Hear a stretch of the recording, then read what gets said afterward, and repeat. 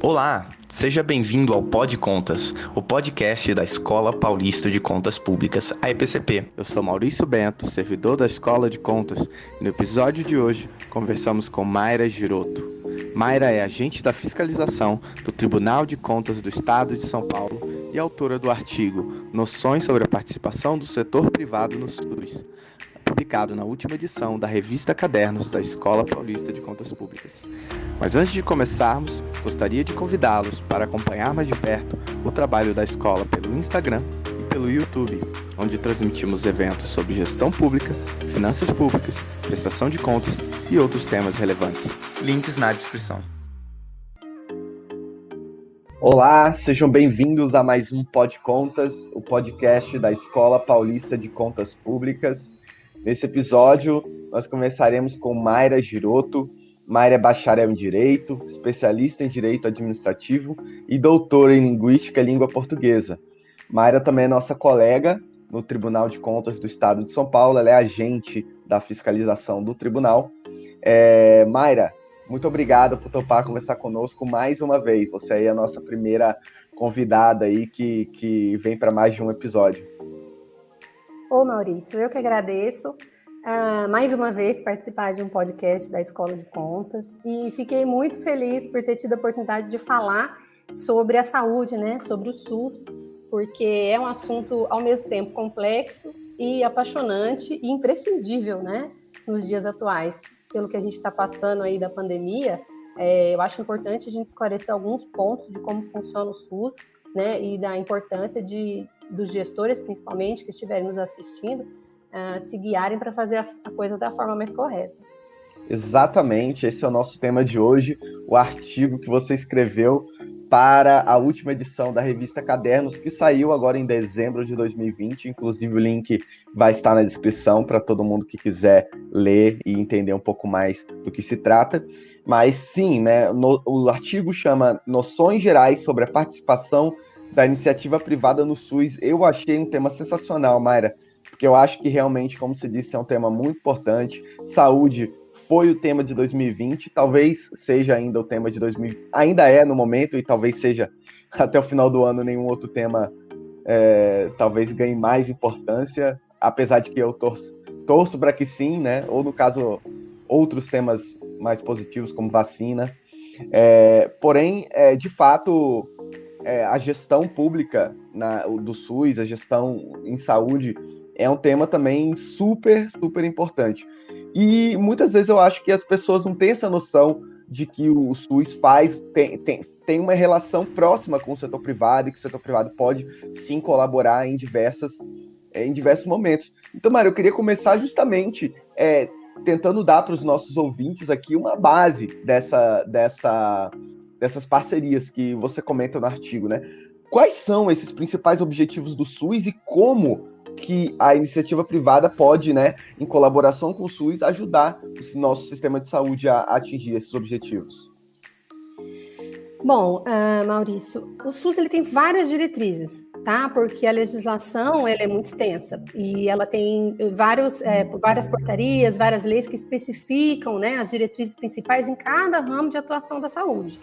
Então, para responder essa pergunta de forma mais objetiva, a gente tem que pegar as primeiras, né, as principais, as 3 primeiras que estão lá na Constituição Federal, diretrizes do SUS, e a partir delas tentar entender como é que funciona o modelo como um todo, tá? Então, a primeira diretriz é a descentralização com a direção única em cada esfera de governo. O que isso significa? Né? Que eu tenho um ministro da saúde na esfera federal, é o gestor na esfera federal, tenho secretários estaduais, que são os gestores nas esferas estaduais, e os municipais, secretários municipais, que são gestores nos municípios. Então, toda vez que a gente pensa numa unidade de saúde, um hospital, uma unidade básica de saúde, uma UPA, cada uma está vinculada a um gestor diferente, né? Os hospitais universitários das universidades federais, por exemplo, eles são de responsabilidade do ministro da Saúde. Os de universidades estaduais, dos secretários estaduais. As unidades básicas de saúde, as UPAs, dos secretários municipais. Então, esse é o princípio da descentralização. Tá? A iniciativa privada, em geral, ela tem como gestor do SUS o secretário municipal, porque são os municípios que são responsáveis por fiscalizar e controlar a atuação em saúde da iniciativa privada, né, na esfera de cada município. A segunda diretriz é o atendimento integral, com prioridade para as atividades preventivas. Essa é muito importante, porque foi a partir dela que veio aquela noção do que se pode e o que não se pode terceirizar, né, passar para o parceiro particular no âmbito do SUS. Então, o atendimento integral, ele compreende o quê?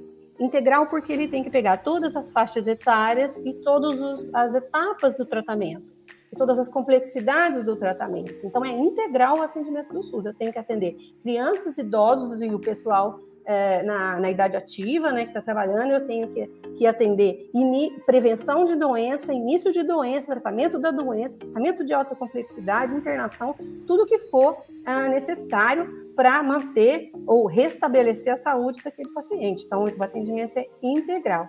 E a prioridade para as atividades preventivas, isso é muito importante, porque o objetivo do SUS é que a população tenha saúde, e não necessariamente o combate à doença depois de instaladas. Sem prejuízo, lógico, dessa assistência, que é a segunda parte aí do dispositivo constitucional, mas a prioridade é a prevenção.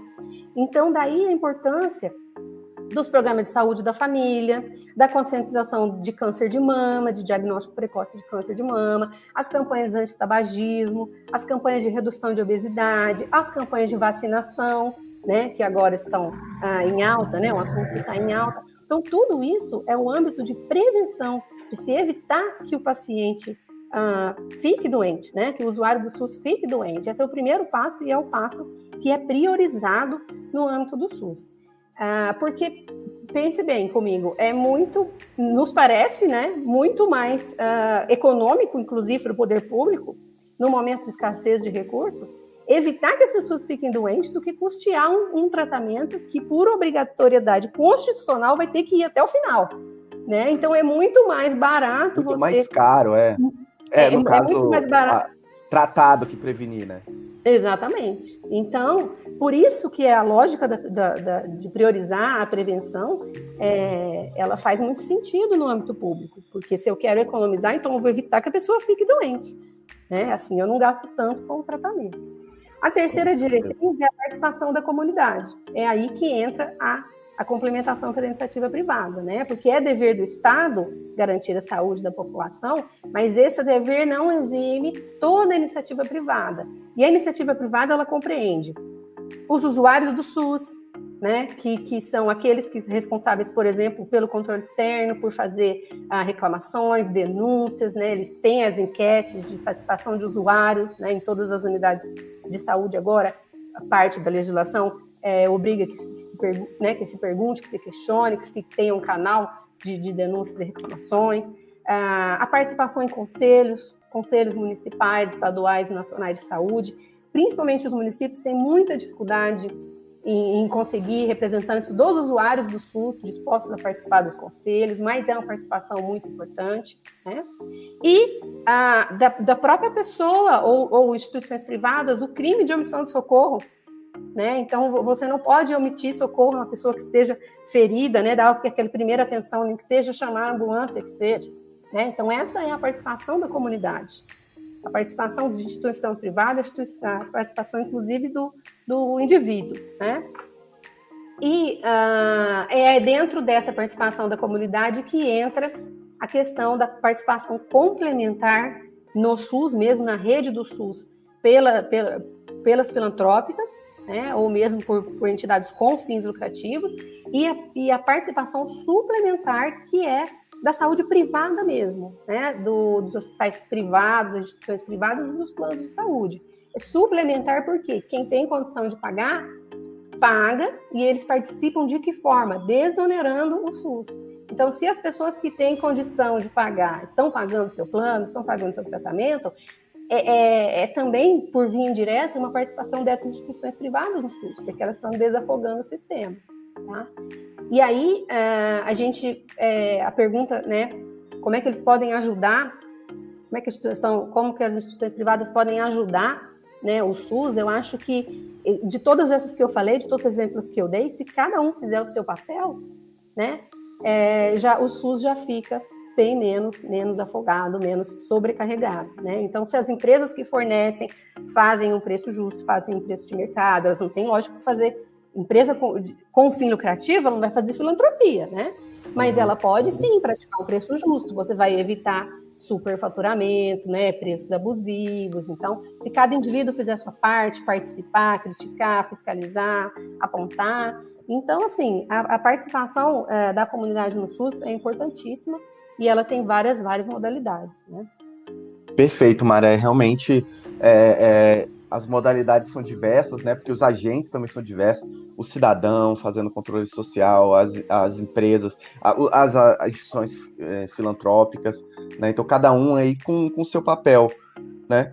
Mas sobre o artigo, você menciona a Constituição, a Lei 8080, uma série de normas que regulam a participação da iniciativa privada no SUS, a colaboração, né, tanto em termos de a saúde se dá, como você falou, de modo complementar, mas também de modo suplementar, são coisas um pouquinho diferentes. Mas queria que você falasse então um pouco mais, Mayra, sobre quais as principais áreas em que o setor privado pode atuar, como se dá essa atuação mais direta aí da iniciativa privada no SUS.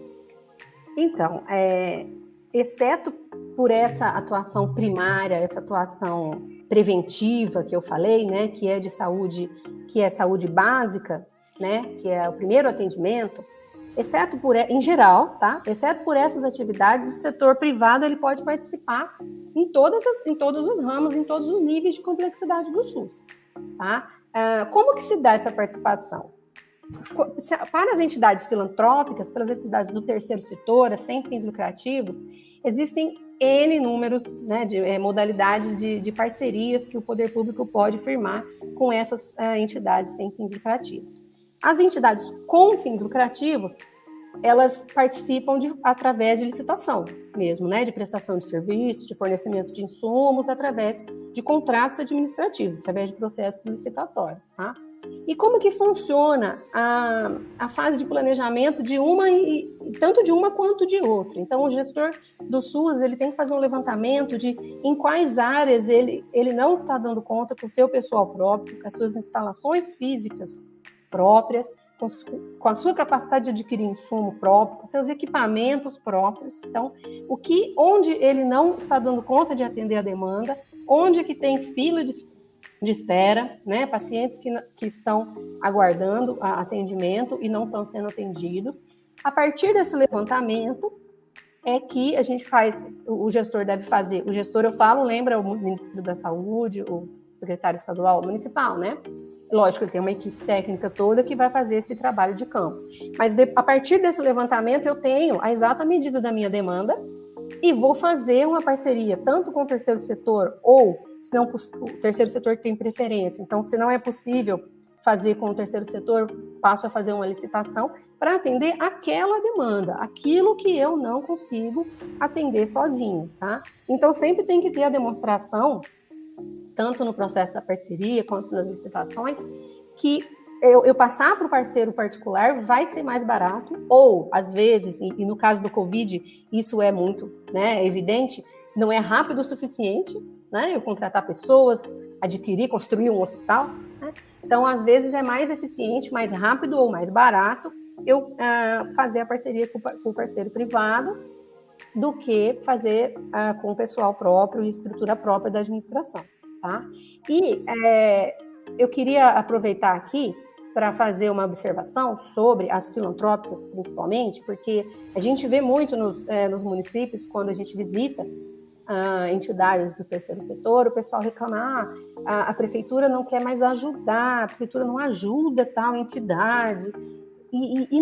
Na verdade, existe realmente, né, um tipo de parceria com o terceiro setor que a gente chama de fomento, que é aquela instituição que presta um serviço de saúde gratuito para a população, de boa qualidade, e aí o poder público ajuda eles com repasse de recursos para manter as atividades. Não necessariamente comprou a demanda reprimida, tá? Não necessariamente fiz o levantamento da minha demanda reprimida e e passei o dinheiro para a entidade para ela atender essa demanda. Não. No caso do fomento,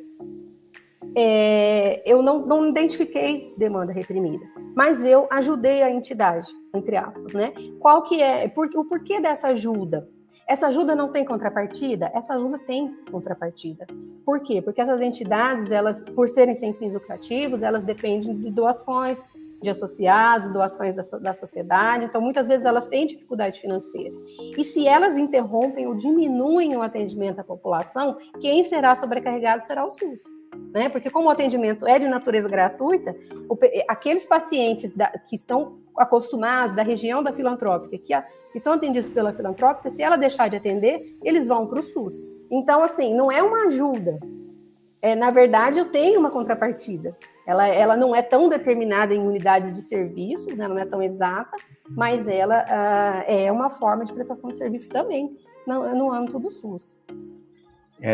Tem uma colaboração aí também, né? A colaboração quase como naqueles termos da saúde suplementar, assim, o efeito é semelhante, né? Exatamente. E realmente é muito importante também, né? Quanto mais entidades aí na área de saúde, ainda mais num momento como esse, melhor. Mas, Mayra, apesar de ter esse lado positivo, uma série de benefícios, as parcerias, né? Vários tipos de parceria podendo ser realizados, como essa também do fomento que você acabou de mencionar. Há também, por outro lado, algumas vedações, né? Há alguns tipos de parceria que não podem ser realizadas. E aí eu queria que você mencionasse, falasse um pouco sobre elas, né? Isso está no artigo, mas realmente nós vamos ter aqui alguns gestores ou servidores aqui também na área de saúde, então é bom, às vezes, frisar um pouco desses pontos. Onde que as parcerias são vedadas e por quê?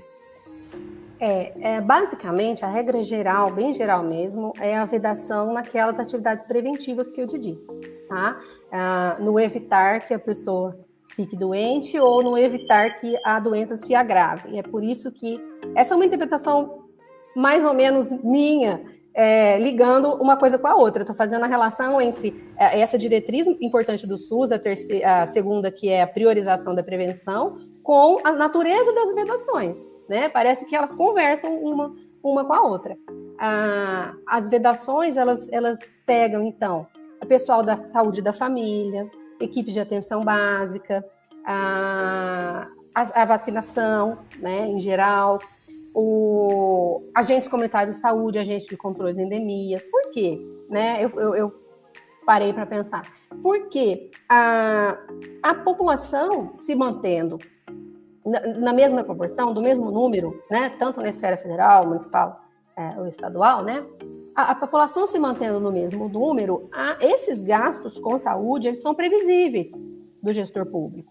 Então, ele sabe quantas crianças vão nascer, quantos pediatras eu vou precisar, quantas enfermeiras neonatal, né, e enfermeiras de vacinação vou precisar para essas crianças, quantas mulheres vão ficar gestantes, qual que é meu nível de tabagismo, qual é o meu nível de obesidade. Esse tipo de demanda, né, pelo atendimento primário, ela é constante, permanente.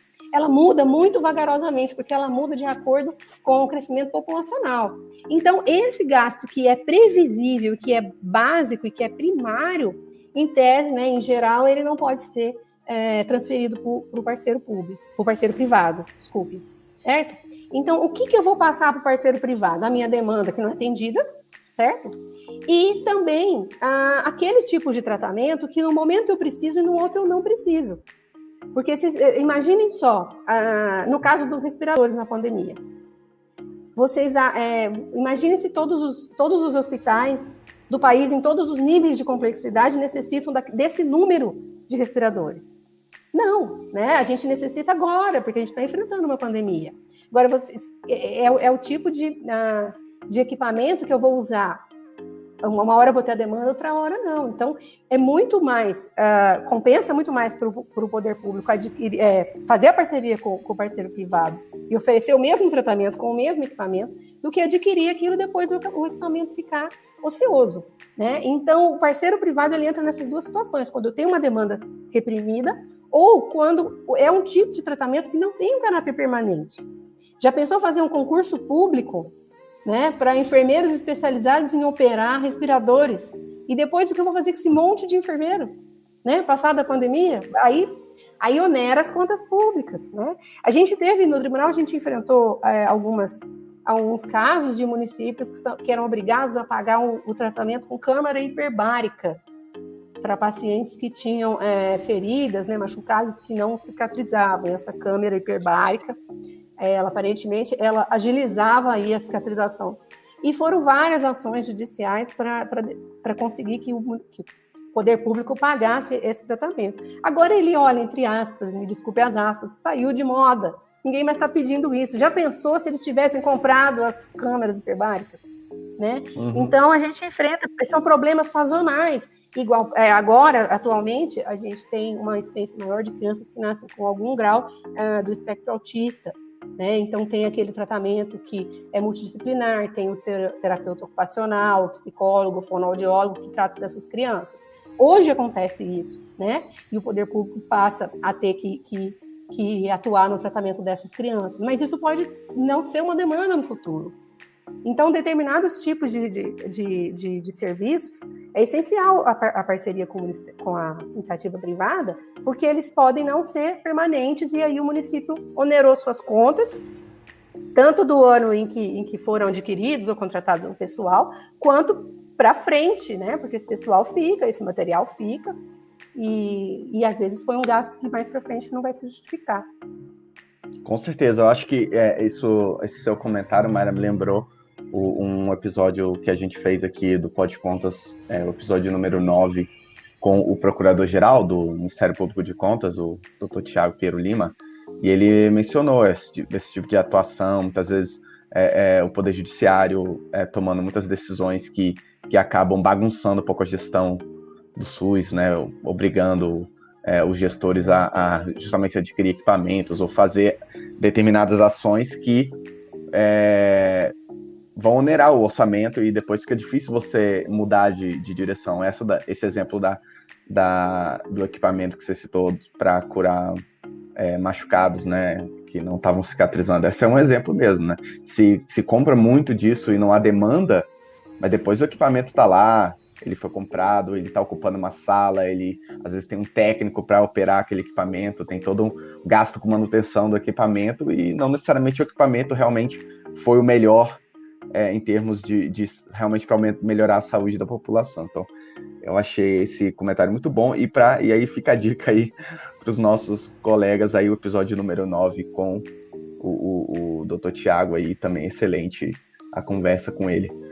Mas, Mari, então tem mais um ponto. Pode falar. Eu vou acrescentar mais um exemplo, né, sobre isso. Por exemplo, o município ele sempre sabe que ele vai precisar de clínico geral, de pediatra, esse tipo de profissional, né, a enfermeira da atenção básica. Mas outras coisas como esse tipo de tratamento do autismo, da Covid agora, né, da câmara hiperbárica, são coisas que podem não ser necessárias no futuro. Agora, uma coisa que chama atenção, que é um déficit que já não consigo, a gente para mim, pelo menos, é difícil de compreender, é na área de diagnóstico, tá? Então, são pacientes aguardando não só o tratamento, como o diagnóstico. Então, o médico ele pede um exame e demora muito tempo para esse exame ser feito, né? Então, aí eu acho que seria necessário fazer um levantamento do porquê disso, né? E de onde que estão as principais demandas e as principais carências no setor de diagnóstico. Que a fila por exames, às vezes, é muito maior do que a fila pelo atendimento do médico especialista. Tá? Um exemplo que para mim é evidente que precisa ser suprido em caráter permanente é a ultrassonografia, tá? Porque é um exame muito simples. O equipamento já é considerado muito simples, não é um equipamento caro, e a pessoa demorar para conseguir fazer uma ultrassonografia de estômago, né? A única ultrassonografia que, em geral, a gente não tem problema é a de gravidez, né? De gestante. Mas, exceto por isso, as de estômago, de garganta, do aparelho renal, tudo isso as filas estão significativas. E não dá para entender, porque ultrassonografia, ela, depois do raio-x, ela é o exame mais comum, né? Então, de raio-x a gente não tem problema, mas a ultrassonografia, depois vem a ressonância, lógico, aí tem filas, mas aí é um exame mais complexo. Agora, no setor de diagnóstico, eu acho que ele já ganhou um status de necessidade permanente, aquela que pode comprar sossegado, que vai usar para sempre, né? E não está sendo atendido. A gente tem bastante apontamentos de filas longas de espera por diagnóstico. E isso entra um pouco naquilo que você falou no início, né? Um diagnóstico precoce pode prevenir uma doença mais grave, né? Pode ajudar, ou o tratamento ser iniciado precocemente, sendo melhor para o paciente, né? Que tem maiores chances de se curar sem sequelas, e também para o setor público, que não vai precisar depois gastar com tratamentos mais caros, mais avançados, né? Então, entra um pouco disso aí, né? Depois da prevenção, né? Também o tratamento precoce é essencial. O diagnóstico precoce, né? Diagnóstico para também tratamento, sem dúvida. Sem dúvida, Mayra. Mas agora eu queria entrar também num assunto que eu estava pensando aqui. Acho que você mencionou várias vezes aqui na conversa já, porque eu acho que não tem como não mencionar, que é a pandemia, né? Que a gente ainda está vivendo, né? Assim, a pandemia não acabou em 31 de dezembro, né? Então a gente ainda está aí no meio de uma dessas maiores crises de saúde aí da história da humanidade, né? Realmente impactou muito, não só o próprio setor de saúde, o SUS, mas toda a gestão pública, a administração pública. O setor privado também foi extremamente impactado, de maneira geral, o setor de comércio, bares, restaurantes, serviços, né? Todo mundo foi muito impactado com essa crise. Mas, falando da questão da saúde em si, que é um tema aqui da nossa conversa, como está se dando essa colaboração aí do setor privado com o SUS? Como disse, acho que você mencionou algumas questões dessas já, Mayra, mas queria que você explorasse um pouco mais essa questão, como tem se dado essa parceria do setor privado com o SUS em meio à pandemia aí do novo coronavírus? Em vários aspectos, há a colaboração hoje, né, do SUS com o setor privado para o enfrentamento da pandemia. Eu acho que uma iniciativa essencial, crucial, importantíssima do governo foi a edição das leis, a edição de leis que facilitaram as contratações, agilizaram as contratações com o setor privado e relativizaram as regras de assinatura de parcerias com o setor filantrópico, tá? Porque isso permitiu a otimização desse potencial de colaboração entre o setor público e a iniciativa privada. Então, essas leis editadas em função da pandemia, que provavelmente vão ter vigência só enquanto durar, né, essa emergência de saúde pública, elas facilitaram, otimizaram aí com que rapidamente os gestores públicos conseguissem firmar os contratos e os convênios e as parcerias com o setor privado para agilizar e suprir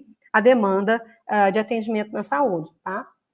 O que eu acho fantástico que está acontecendo na pandemia, é que a gente ouve uma notícia, por exemplo, o município tal tem tantos leitos, né, de UTI ocupados e tanto nível de ocupação, e as pessoas não têm noção do quanto esses hospitais não são do governo, né? A maioria, a grande, imensa maioria dos municípios brasileiros não tem um hospital do governo, não tem um hospital municipal, estadual ou federal. Esses hospitais no interior do Brasil, eles são todos filantrópicos.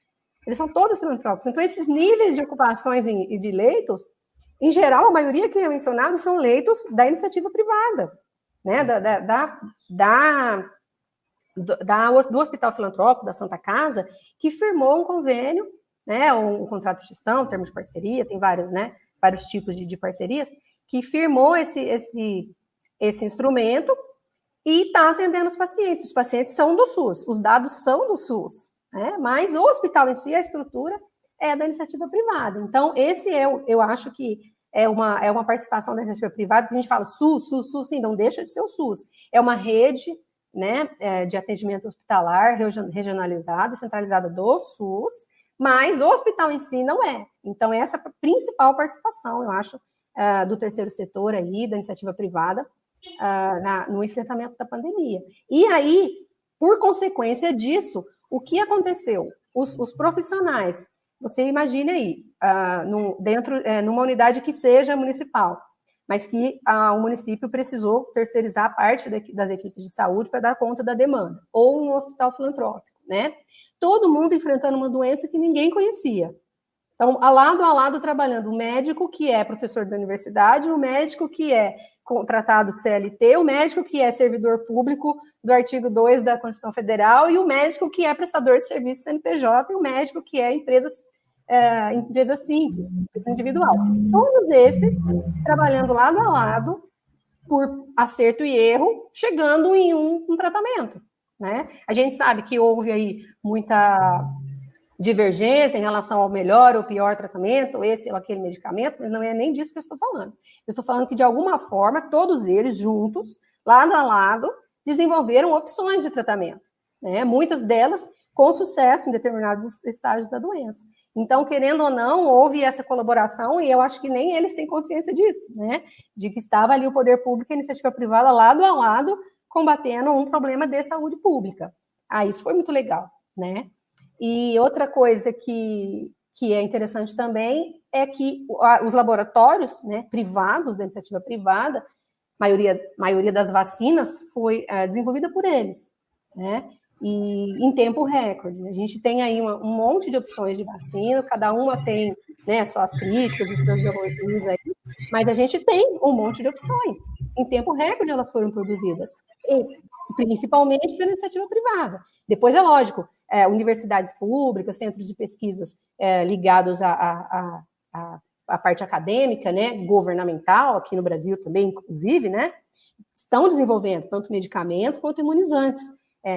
Mas a iniciativa privada foi crucial nesse momento, né, de desenvolver vacina, de fazer parceria. A própria vacina Coronavac, ela tem um parceiro público, né, o Butantan é um órgão público. Então, assim, nessa parte da prevenção da doença, que é prioridade do SUS, a iniciativa privada está sendo crucial também, porque a gente vai ter que comprar vacina de alguém, né? E esse alguém é a iniciativa privada, em primeiro momento, né? Ela vai vir, os insumos que sejam vão vir de empresas privadas aí do mundo todo. Então, eu acho que esses três pontos são os principais no enfrentamento da pandemia. A flexibilização da legislação, né, que agilizou essas parcerias, a participação dos hospitais, que parece que eles são do SUS, mas eles não são, eles são da iniciativa privada, por meio de parcerias, né? O trabalho conjunto, heróico, né, das equipes de saúde com médicos, cada um com um contrato diferente, que desenvolveram opções de tratamento aí, salvaram muitas vidas, né, com isso, e a questão do desenvolvimento dos imunizantes, né? Então, Perfeito, Mara. Sem dúvida, eu acho que realmente o setor público comanda aí o SUS, mas de fato às vezes falta um pouquinho de flexibilidade, né? Como você disse, às vezes para construir um novo hospital é demorado, às vezes para contratar um pessoal servidor diretamente, abrir um concurso, esse tipo de coisa, a gente sabe que demora um tempo, porque tem um caráter de maior permanência, então realmente tem que ser bem pensado. E já o setor privado é bem mais flexível, né? Você consegue mover muito mais rápido. Então, eu acho que para o cidadão o que importa é a saúde de qualidade, né? Então, tem um setor público melhor, mais eficiente, mais capaz, e também melhores parcerias, até no próprio marco regulatório, né? Tem marcos regulatórios que melhorem os termos das parcerias com o setor privado é essencial, porque o cidadão quer saúde de qualidade, seja do setor público, do setor privado filantrópico, ou de um hospital particular, etc. O que é importante é a gente conseguir distribuir saúde de qualidade para todos os nossos colegas aí, todos os nossos brasileiros aí, de todos os estados, todos os municípios, não é, Mayra? Sim, eu acho que a pandemia ela foi o exemplo mais típico e mais extremo da complementação do SUS pela iniciativa privada, né? Foi uma situação totalmente fora do padrão do que é de necessidade permanente de estados, municípios e governo federal, e que vai passar, que vai ser transitória, e que é por isso que a iniciativa privada atuou tanto nesse momento, e depois a gente vai recuar e vai voltar aos ajustes normais, valores normais e tipos de serviços normais que já comumente já eram prestados antes pela iniciativa privada. Então é isso, perfeito. Mayra, queria te agradecer novamente pela participação, excelente a conversa. Eu acho que esse tema é super importante, super em alta demanda. A audiência do nosso último episódio já foi altíssima, acho que desse vai superar, porque realmente é um tema que todo mundo está querendo saber um pouco, já foi pedido para a gente, então você aí sempre disponível aí para contribuir um pouco o seu conhecimento para nós é algo muito importante. Então, queria te agradecer de coração aí, em nome de toda a equipe da Escola de Contas. Eu que agradeço. Para mim é sempre uma satisfação participar, e esse assunto em especial, no momento, tenho muito prazer em falar sobre isso, muita empolgação, né, em falar sobre isso. Então, agradeço o espaço. Eu que agradeço.